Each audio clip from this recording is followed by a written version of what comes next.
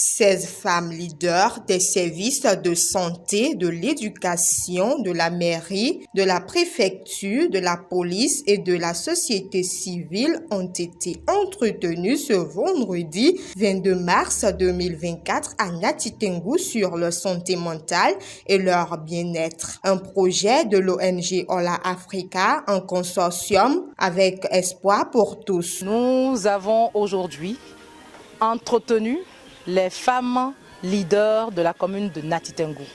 Nous avons voulu qu'en dehors de tous les stress qu'elles amassent, du lundi au vendredi, au niveau de leur service et au niveau de la maison, qu'elles puissent déstresser.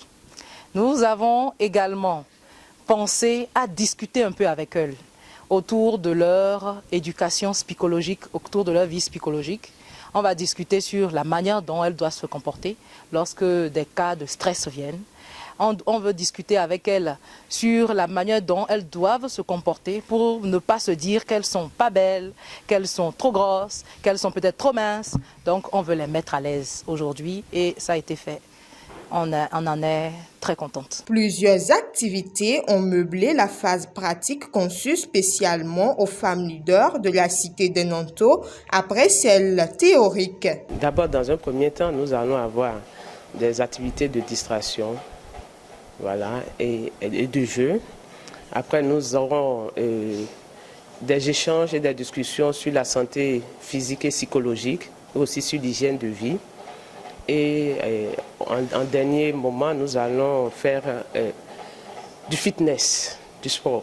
Donc nous avons aujourd'hui avec nous un professeur de sport agréé qui pourra nous faire des activités physiques, de fitness. Je pense que c'est la phase qui va vraiment contribuer à améliorer la santé mentale au niveau de ces femmes. C'est donc l'occasion de permettre à ces femmes de s'évader et de quitter leur quotidien habituel. L'initiative, elle est louable, elle est très bonne parce que de nos jours, on voit que la femme est capable de beaucoup de choses.